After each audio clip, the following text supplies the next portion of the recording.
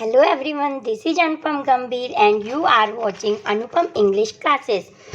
आज के इस वीडियो लेक्चर में हम class 11th English Hornbill book से chapter number 2 we are not afraid to die if we can all be together के क्वेश्चन आंसर पढ़ेंगे। स्टूडेंट्स, ये सारे इम्पोर्टेंट क्वेश्चंस हैं जो कि बहुत ही इजी लैंग्वेज में तैयार किए गए हैं। तो चलिए स्टार्ट करते हैं। Question number 1, list the steps taken by the captain to protect the ship when rough weather began. इसी क्वेश्चन का सेकंड पार्ट है to check the flooding of the water in the ship. इस question में दो part दिए गए student. तो first part का क्वेश्चन देखते हैं, to protect the ship when rough weather began. मौसम जब खराब हो गया था तो कैप्टन ने कौन से स्टेप्स लिए थे? To protect the ship from rough weather, the captain took these steps। ये लाइन क्वेश्चन से ही ली गई है। तो वो कौन कौन से स्टेप्स थे देखते हैं। First step is the captain decided to slow down the speed of the ship so he dropped the storm jib. Captain ने पहला स्टेप ये लिया कि उसने शिप को क्या कर दिया, थोड़ा सा स्लो कर दिया, क्योंकि मौसम खराब था तो स्पीड तो स्लो करनी थी ना, जिससे कि वो जिप किसे कहते हैं, जो शिप में ट्रायंगुलर कपड़ा लगा रहता है तो उसको नीचे किया जाए, इसलिए उन्होंने उसको स्लो कर दी उसकी स्पीड को। सेकंड स्टेप क्या लिया उन्होंने, the captain carried their life raft drills attached life lines and don life jacket and oilskin. तो कैप्टन ने कुछ राफ्ट ड्रिल्स लेके आए जो सेफ्टी के लिए सामान रखा जाता है शिप में तूफान वगैरह आ जाने पर। लाइफ लाइन जैकेट्स पहन ली उन्होंने, डॉन्ड की मीनिंग होती है वोर यानी कि पहन ली, और ऑयल स्किन ऐसे कपड़े की बनी हुई जैकेट जिस पे पानी का कोई इफेक्ट ना पड़े यानी कि वाटर प्रूफ जैकेट उन्होंने वियर कर ली। स्टूडेंट, सेकंड पार्ट देखते हैं इसी क्वेश्चन का। List the step taken by the captain to check the flooding of the water in the ship. पानी जो आ गया था शिप में उसको रोकने के लिए, यहाँ चेक करने वाला चेक नहीं है, चेक मीन्स रोकना, तो उसको रोकने के लिए कैप्टन ने कौन से स्टेप लिए थे? आंसर स्टार्ट करेंगे।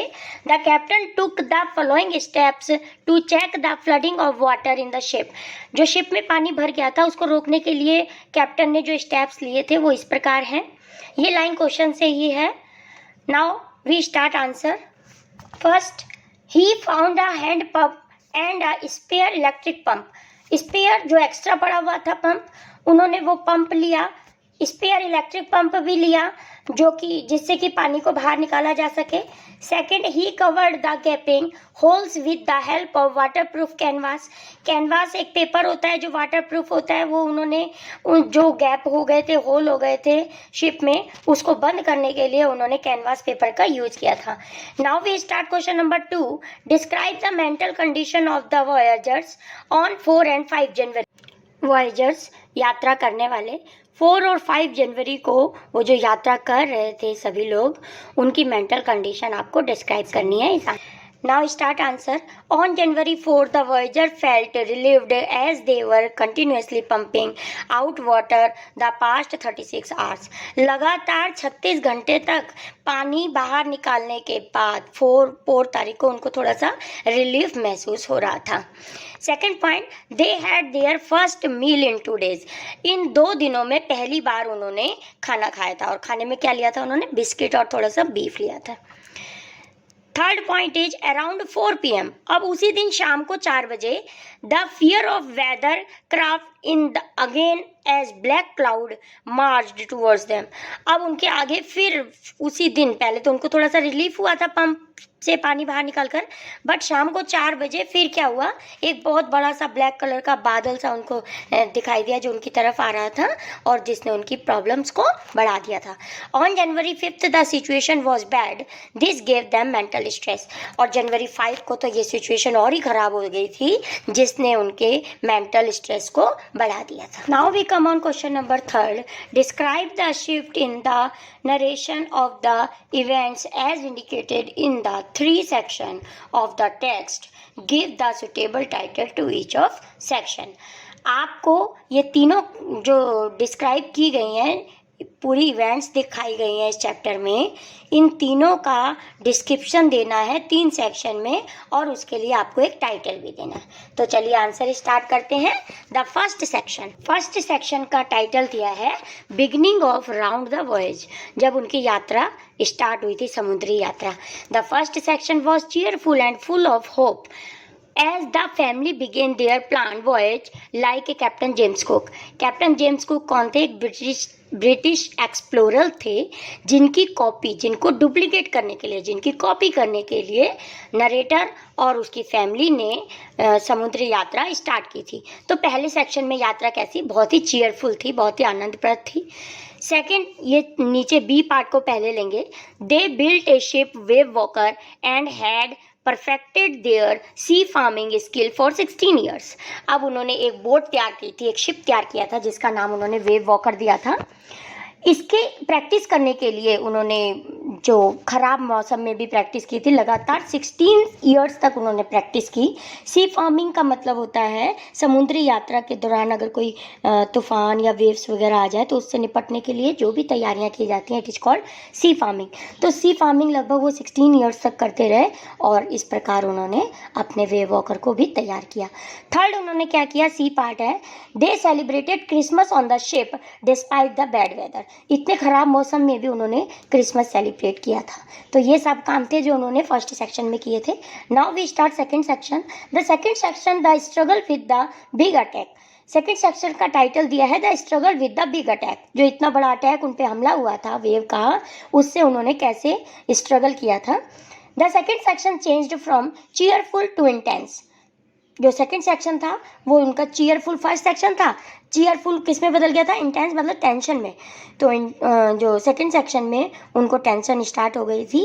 The family was under a great pressure to survive the on coming waves and weather condition. लगातार वेव्स आने के कारण, मौसम के खराब स्थिति में हो जाने के कारण पूरी फैमिली ग्रेट प्रेशर में आ गई थी।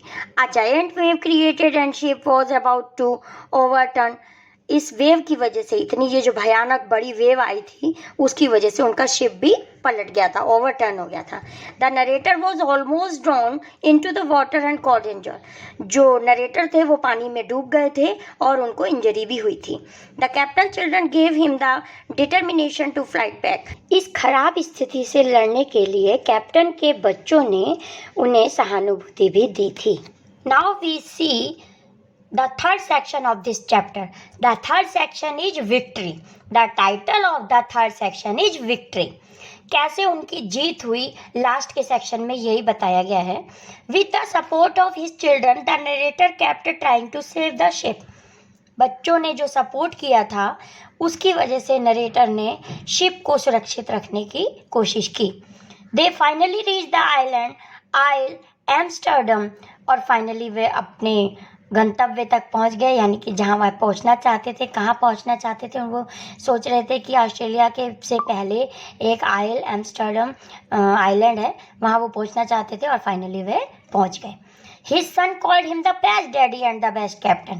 उनके पुत्र ने उन्हें संसार का सबसे बेस्ट डैडी और बेस्ट कैप्टन कहा था। Now we start question number 4. What differences did you notice between the reaction of the adult and the children when faced with danger?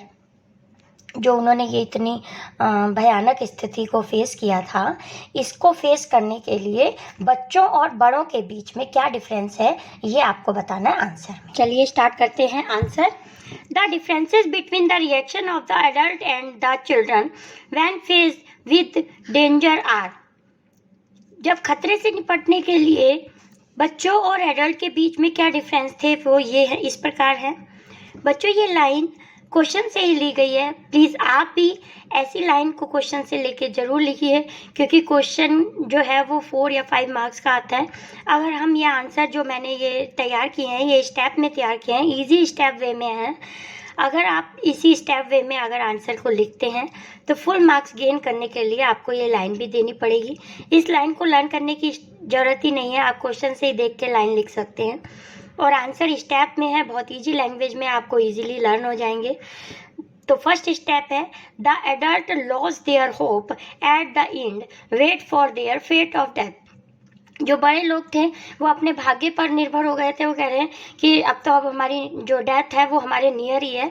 The children were hopeful, लेकिन जो बच्चे थे वो आशावादी थे। And gave the narrator moral support, और moral support किया था बच्चों ने नरेटर को। His son expressed courage as to how he was not afraid to die if they all were together. जो शिप के कैप्टन थे वो इसी चैप्टर के नरेटर भी हैं। उनके बेटे ने कहा था जब तक हम सब साथ हैं। हम सब कौन? उनके मम्मी पापा और उनकी सिस्टर। उन्होंने कहा था कि जब तक हम सब साथ में हैं तो हमें मृत्यु से डर नहीं लगता है। His daughter was injured, still she didn't tell her parents because they were trying to save the ship. उनकी जो पुत्री इंजर्ड जो थी वो इंजर्ड हो गई थी, उसको चोट लग गई थी, काफ़ी डीप चोट लगी थी, लेकिन फिर भी उसने अपने पेरेंट्स को नहीं बताया था क्योंकि वे शिप को सुरक्षित रखने की कोशिश कर रहे थे। उसका सोचना था कि अगर मैं अपनी इंजरी के बारे में बता दूंगी तो मेरे पेरेंट्स डिस्टर्ब हो जाएंगे और वो शिप को सुरक्षित नहीं रख पाएंगे। तो इन चीज़ों से हमें पता चलता है तो कितनी ब्रेवरी और करेजनेस दिखाई थी बच्चों ने, छोटे छोटे बच्चों ने। 6 और 7 ईयर्स के वो 2 बच्चे थे जिन्होंने इतना करेज दिखाया और वे सब सक्सेस हो गए। स्टूडेंट्स, यहाँ पे हमारे इंपॉर्टेंट क्वेश्चन आंसर फिनिश होते हैं। ये 3 क्वेश्चन आंसर और भी हैं जो आपके एग्ज़ाम में आ सकते हैं। आप इनकी स्क्रीनशॉट ले सकते हैं और अपने पास सेव रख सकते हैं। स्टूडेंट्स, ऐसे ही इजी लैंग्वेज में अगर आपको किसी और चैप्टर के भी क्वेश्चन आंसर चाहिए प्लीज़ कमेंट बॉक्स में ज़रूर लिखिएगा। आपके प्यारे प्यारे कमेंट पढ़ना बहुत अच्छा लगता है। Please like this channel and subscribe this also. Thank you so much for watching. मिलते हैं नेक्स्ट वीडियो में। नेक्स्ट वीडियो इसी चैप्टर के MCQs की होगी। Thank you so much for watching and bye.